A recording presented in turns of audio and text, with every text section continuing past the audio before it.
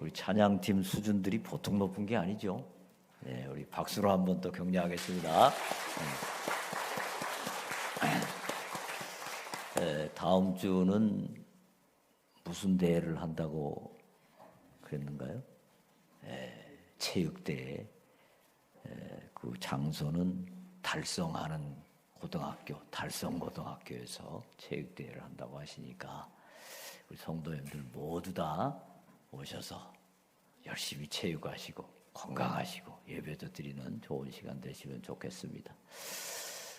우리 옆에 분들과 한번 인사하겠습니다. 다음 주에 꼭 옵시데이.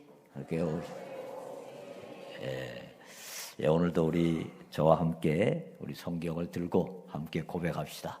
이 말씀은 살아계신 하나님의 말씀입니다. 이 말씀이 오늘 제 삶을 축복할 겁니다. 아멘. 네, 아멘. 우리가 흔히 문이 참 좁다 그런 얘기들을 할 때가 있습니다. 문이 참 좁다. 예를 들면 입시 문이 매우 좁다. 취업 문이 매우 좁다. 이 문이 좁다고 하는 것은 경쟁이 굉장히 치열하다는 것이고 또 들어가는 사람이 매우 작다라는 것을 의미할 때 문이 좁다 그런 이야기들을 합니다. 오늘 우리 주님께서는 어떤 사람이 예수님 구원받는 자가 적겠습니까? 그렇게 물어보니까 거기에 대해서 우리 주님이 좁은 문으로 들어가라 그렇게 말씀하십니다. 오늘 본문 13장 24절 한번 같이 읽어볼까요? 14장 24절 시작. 좁은 문으로 들어가기를 힘쓰라. 내가 너희에게 이르노니 들어가기를 구하여도 못하는 자가 많으리라. 아멘. 좁은 문으로 들어가기를 힘쓰라. 들어가는 자가 많지 않다. 이렇게 말씀하십니다. 그러면서 이제 그 25절부터 쭉 우리 주님께서 말씀하시는데 그 말씀들을 살펴보면 왜 좁은 문인지 그것을 설명해 주시고 있습니다. 왜 좁은 문일까요? 25절 말씀 한번 같이 읽어보겠습니다. 시작. 집주인이 일어나 문을 한 번 닫은 후에 너희가 밖에 서서 문을 두드리며 주여 열어주소서 하면 그가 대답하여 이르되 나는 너희가 어디에서 온 자인지 알지 못하노라 하리니. 아멘. 문이 열려 있을 때가 있고 문이 어느 순간에 닫힐 때가 온다라는 것입니다. 그런데 그 문이 한번 닫히면 다시는 열리지 않는다는 것입니다.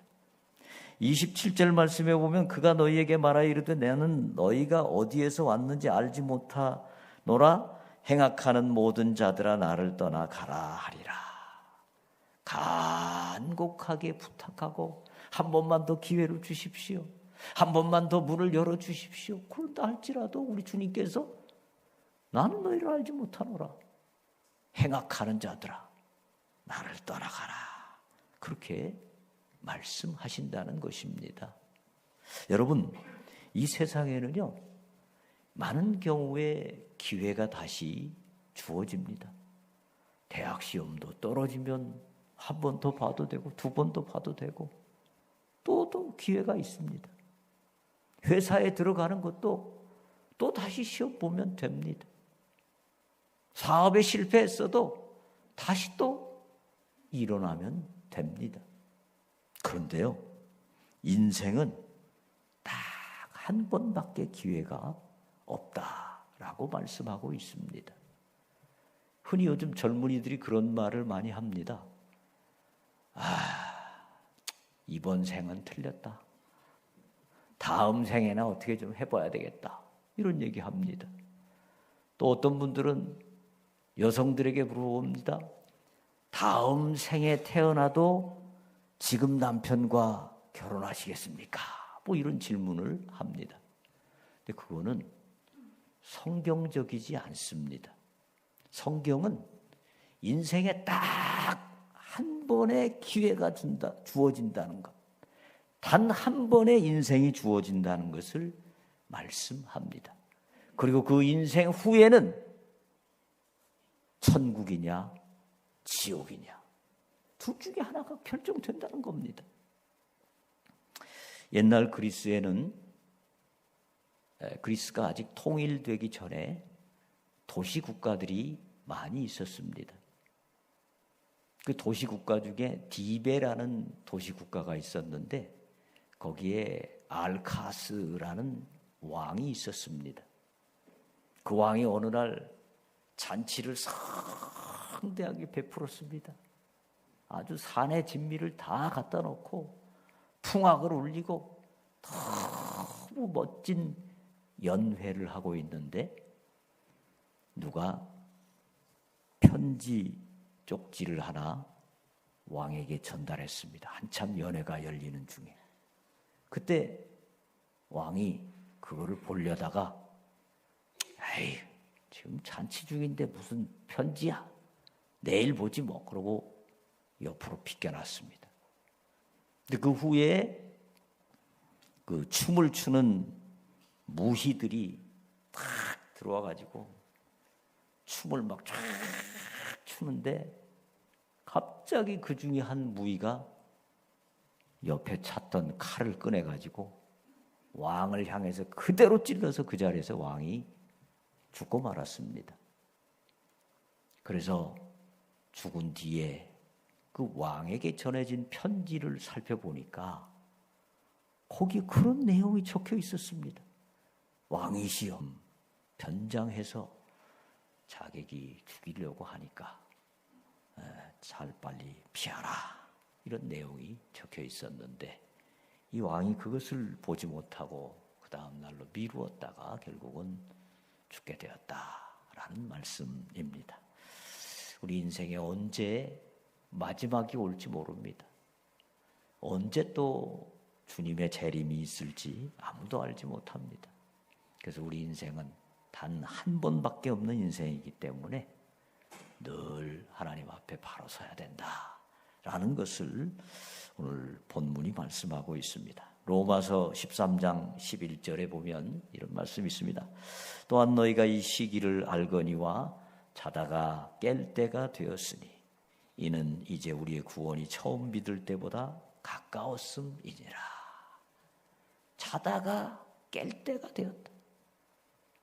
언제 우리의 삶의 마지막이 올지 알 수 없다라는 것을 말씀하고 있습니다.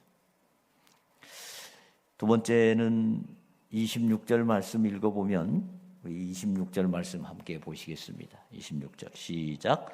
그때 너희가 말하되 우리는 주 앞에서 먹고 마셨으며 주는 또한 우리의 길거리에서 가르치셨나이다 하나. 아멘. 천국 문이 좁은 문인 이유는 첫째는 우리의 인생이 딱 한 번밖에 없기 때문에 좁은 문이고, 두 번째는 어떤 관계나 친분을 가지고 우리의 천국에 들어갈 수 없다라는 것입니다. 여기 보면 뭐라고 되어 있습니까? 예수님, 우리가 주님과 함께 먹고 마셨지 않았습니까? 이 유대인들이 먹고 마신다는 건 굉장한 친분을 말합니다. 우리 예수님하고 친하게 지내지 않았습니까? 그리고 우리가 주는 또한 우리의 길거리에서 가르치셨나이다. 주님이 우리 동네에 같이 살았지 않았습니까? 우리는 예수님과 친하고 같은 동네 사람이고 예수님과 함께 식사도 했고 이렇게 친했는데, 근데 27절에 뭐라고 말씀하십니까? 그가 너희에게 말하여 이르되 나는 너희가 어디에서 왔는지 알지 못하노라. 행악하는 모든 자들아 나를 떠나가라 하리라. 희한하죠? 그렇게 예수님과 친했는데, 그렇게 예수님과 관계를 가졌는데, 그런데도 예수님께서 내가 너희를 알지 못하노라 그러면서 끊는다라는 것입니다. 아마 이 말씀을 들은 유대인들은 굉장히 당황했을 것입니다. 왜요? 우리 하나님의 선택된 백성이고, 그 다음에 28절 말씀에 보면 너희가 아브라함과 이삭과 야곱과 모든 선지자는 하나님 나라에 있고 오직 너희는 밖에 쫓겨난 것을 볼 때 거기서 슬피 울며 이를 갈리라. 우리는 아브라함의 후손이고 아브라함과 이삭과 야곱은 다 하나님 나라에 갔는데 그 후손인 우리는 자동으로 천국에 갈 것이라고 기대하고 있는데 어떻게 된다는 것입니까? 너희들은 천국에 가지 못한다. 이렇게 말씀하시니까 유대인들이 굉장히 놀랐을 것입니다. 하나님의 나라는 혈통이나 관계나 친분이나 세상 말로 백으로 들어가는 게 아니라는 것입니다. 철저하게 주님을 믿고 주님과의 관계가 확실하지 않으면 그 어떤 관계도 의미가 없다는 것입니다. 오늘날도 마찬가지죠. 우리가 신앙생활하면서 혈통을 자랑할 때가 있습니다. 가문을 자랑할 때가 있습니다. 우리 부모님이 장로님이고 우리 부모님이 권사님이고 우리 집안은 3대째 신앙 집안이고 우리는 뭐 가문으로 볼 때 틀림없다. 아닙니다. 주님께서는 내가 너희를 알지 못하노라. 거기서 슬피 울며 이를 갈리라. 이렇게 말씀하시는 것입니다. 많은 사람들이 부모님의 예수님은 있는데 자기가 직접 만난 예수님, 자기의 예수님, 자기를 구원해 주실 예수님이 안 계시는 경우가 많이 있다는 겁니다.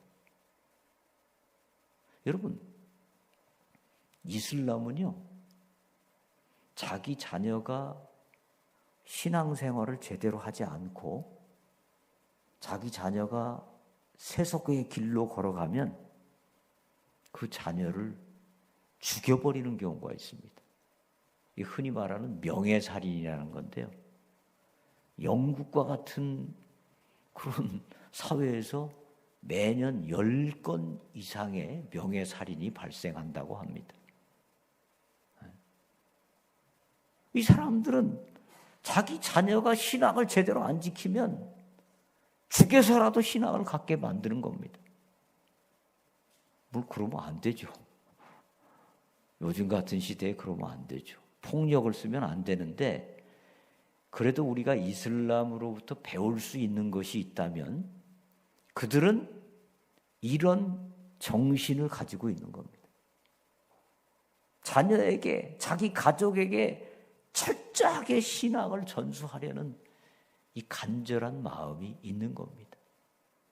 제가 몇 주 전에 가족 전도에 대해서 말씀을 드렸지 않습니까? 우리 안에서부터 가족을 전도하는 이 강한 믿음이, 실천이 우리에게 있어야 되지 않겠습니까? 이슬람은 하는데 기독교는 못하고 있다면, 천국과 지옥이 분명히 있는데 내 가족이 그것을 가지 못한다면 이 얼마나 슬픈 일이겠습니까? 이 교회를 보면요, 교회를 열심히 다닌 사람이 있고 교회를 안 다닌 사람도 있잖아요. 교회를 안 다닌 사람이 마지막 날에 지옥을 간다면 그건 뭐 당연한 거죠. 근데 교회를 열심히 다녔는데 여기서 직분도 하고 열심히 교회도 섬기고 그랬는데 마지막 날에 예수님이 내가 너를 알지 못하노라. 악을 행하는 자들아, 나를 떠나가라.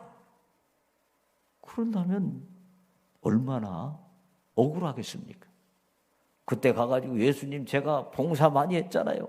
제가 항전직이었잖아요. 제가 목사였잖아요. 얘기해도 주님께서 나는 너희를 알지 못하노라. 그렇게 말씀하신다면 얼마나 참으로 억울하겠습니까? 어떤 남자분들 그래요. 나는 우리 부인이 열심히 신앙생활하니까 우리 부인 천국 갈 때 그 치마 붙잡고 올라가면 된다. 그게 안 돼요. 왜 안 될까요? 치마가 약해서 벗겨져 버립니다. 안 되는 거야. 안 돼. 마태복음 24장 40절 이렇게 말씀합니다. 그때에 두 사람이 밭에 있음에 한 사람은 데려가고 한 사람은 버려둠을 당할 것이요. 아멘.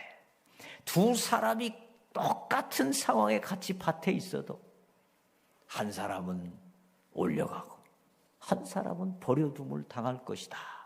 신앙은 철저히 개인적이라는 것입니다. 신앙은 뭐 도매금으로 함께 묻어서 가족이니까 함께 가고 친척이니까 함께 가고 같이 교회 생활했으니까 함께 가고 아닙니다. 철저하게 개인적으로 그가 주님과 어떻게 관계를 가졌느냐. 이것이 결국 마지막 날에 천국과 지옥을 나눌 것이라고 오늘 말씀은 말씀하고 있습니다. 여러분, 우리가 철저하게 주님과 분명한 관계를 갖고 천국문에 이르게 되기를 주의 이름으로 축원합니다. 아멘. 자, 29절 말씀 함께 보겠습니다. 29절 시작. 사람들이 동서남북으로부터 와서 하나님의 나라 잔치에 참여하리니. 아멘. 자, 유대인들은 천국에는 유대인들만 갈 것이라고 생각을 했습니다. 이방인들은 천국에 못 갈 거라고 생각했습니다. 그리고 유대인들 중에서도 자기들과 같은 바리새인과 서기관과 같이 철저하게 율법을 지키는 사람은 천국에 가고 세리와 창기 이런 사람들은 천국에 못 갈 것이다. 간다, 혹시 간다 할지라도 저 문가에 겨우 들어올 것이다. 이렇게 생각을 했습니다. 근데 주님 뭐라고 말씀하십니까? 사람들이 동서남북으로부터 와서, 즉 유대인이 아닌 이방인들이 오히려 하나님 나라에 들어가게 될 것이다. 이렇게 말씀하셨고요. 너희들은 밖에서 슬피 울며 이를 갈미 있으리라. 자, 이것이 무엇을 말씀합니까? 30절 말씀입니다. 보라, 나중된 자로서 먼저 될 자도 있고 먼저 된 자로서 나중될 자도 있느니라 하시더라. 이방인이 먼저 선택받았고 이방인은 아브라함의 자손이기 때문에 다 될 것 같지만 그렇지 않다라는 겁니다. 영적인 세계에서는 먼저 됐다고 해서 꼭 먼저 가는 것이 아니고 자기가 어떤 혈통을 가졌느냐, 자기가 지금까지 어떻게 했느냐, 이게 중요한 게 아니라는 겁니다. 늘 우리가 끝까지 가지 않으면, 끝까지 바로 서지 않으면 언제 우리가 뒤처질지 알 수 없다라는 것입니다. 근데 신앙은 시작도 중요합니다. 그런데 마지막까지 완주하는 것이 또한 중요합니다. 가룟 유다도 예수님 그 제자 무리의 회개를 맡을 정도로 똑똑하고 예수님의 신임을 받는 사람이었지만 그가 결국 마지막에 예수님을 부인하고 세상으로 나갔잖아요. 디모데 후서 4장 10절에 보면 데마는 이 세상을 사랑하여 나를 버리고 데살로니가로 갔고 이렇게 말씀합니다. 데마가 바울의 동역자고 바울과 그렇게 친했지만 그만 끝까지 신앙을 지키지 못하고 세상으로 가버렸다. 이렇게 말씀합니다. 어느 날 목사님과 집사님이 동시에 부름을 받고 천국에 갔다고 합니다. 목사님과 집사님이 딱 천국에 들어오는데 집사님이 먼저 들어왔대요. 그랬더니 예수님이 오야 우리 무슨 집사 잘 왔다. 그리고 아주 기쁘게 영접을 해 주시더라는 겁니다. 그런데 조금 있다가 목사님이 들어오니까 예수님이 그냥 자리에서 벌떡 일어나셔가지고 막 가서 안아주시면서 막 영접을 하시더래요. 기쁘게. 그래가지고 집사님이 그 모습을 보고 조금 마음이 상해가지고 예수님한테 물어봤대요. 예수님, 아니 제가 올 때는 뭐 별로 그렇게 크게 환영을 안 하시더니 목사님 왔다고 막 일어나셔가지고 막 그렇게 안아주고 크게 환영하시고 이거 너무 좀 차별하시는 거 아니에요? 목사님이라고 너무 잘해주시는 거 아니에요? 그랬더니 예수님이 이렇게 대답을 하시더래요. 야야, 김집사야, 요새 목사가 천당 오는 일이 너무 드물어가지고 목사가 천당 온 사람이 너무 드물어서 내가 깜짝 놀래가지고 그냥 반갑게 안아줬다 그러시더래요. 참 너무너무 놀라운 충격적인 말씀 아닙니까? 먼저 됐다고 끝까지 가는 거 아닙니다. 우리 신앙생활은 늘 우리 자신을 하나님 앞에 바로 세우지 않으면 언제 무너질지 모릅니다. 그래서 갈라디아 3장 3절에 이렇게 말씀하십니다. 너희가 이같이 어리석으냐? 성령으로 시작하였다가 이제는 육체로 마치겠느냐? 성령으로 시작했다가 육체로 마치는 경우가 있다라는 것입니다. 빌립보 2장 12절에 보면 그러므로 나의 사랑하는 자들아 너희가 나 있을 때뿐 아니라 지금 더욱 나 없을 때에도 항상 복종하여 두렵고 떨림으로 너희 구원을 이루라. 아멘. 두렵고 떨림으로 너희 구원을 이루라. 어떤 사람들은 그렇게 생각하는 사람들이 있습니다. 구원 한번 받으면 아파트 당첨권 같이 이거 한번 받으면 그냥 끝난다. 그건 구원파 얘기입니다. 오늘 빌립보서 2장 12절 말씀 뭐라고 말씀하십니까? 두렵고 떨림으로 너희 구원을 이루라. 우리 예수님 믿고 바로 천당 가는 게 아닙니다. 많은 세월을 또 예수님의 사람으로 삽니다. 주님 앞에 서는 날까지 두렵고 떨림으로 우리의 구원을 이루는 우리 모두가 되기를 주의 이름으로 축원합니다. 네, 우리 신앙생활은 자전거를 타는 것과 비슷합니다. 자전거는 어떻게 가죠? 달린다고 페달을 계속 밟지 않으면 어느 순간인가 자전거는 넘어지게 되어 있습니다. 우리는 주님 앞에 늘 두렵고 떨림으로 자전거 페달을 계속 밟아야 주님 앞에 가는 것처럼 늘 우리의 신앙이 깨어있기를 주의 이름으로 축원합니다. 아멘. 자, 이런 말씀을 드리면 아마 여러분들이 굉장히 좀 부담이 되실 수 있을지 모르겠습니다. 야, 신앙생활이 그렇게 어렵나? 아니 그렇게 좁은 문인가? 힘들어서 어떻게 신앙생활하지? 나 자신이 없다. 이런 생각할 수도 있습니다. 근데요, 우리가 누군가를 사랑하면, 누군가를 정말 사랑하면 그 짐이 결코 무겁게 느껴지지 않습니다. 주님을 정말 사랑하면, 주님을 만나고 주님이 사랑스러우면 그 짐이 결코 짐으로만 느껴지지 않습니다. 여러분, 자녀들을 키우실 때, 자녀 키우신 분들은 아시잖아요. 저도 우리 아이들을 키울 때 깜짝깜짝 경기 일으킨 적이 많습니다. 놀랄 때 많습니다. 걱정될 때 많습니다. 그러나요, 그 자녀들을 키울 때 어려운 점이 있지만 어떤 부모도 저 자식을 괜히 낳았다, 차라리 낳지 말걸, 그런 부모 있어요? 물론 혹시 있을 수도 있습니다. 부모 자격이 없는 분, 그리고 또 장애를 가지고 태어난 자녀를 키우시는 분들 얼마나 고생이 많으십니까? 그렇죠? 하나님께서 큰 복을 주실 겁니다. 이 장애를 가지고 태어난 자녀.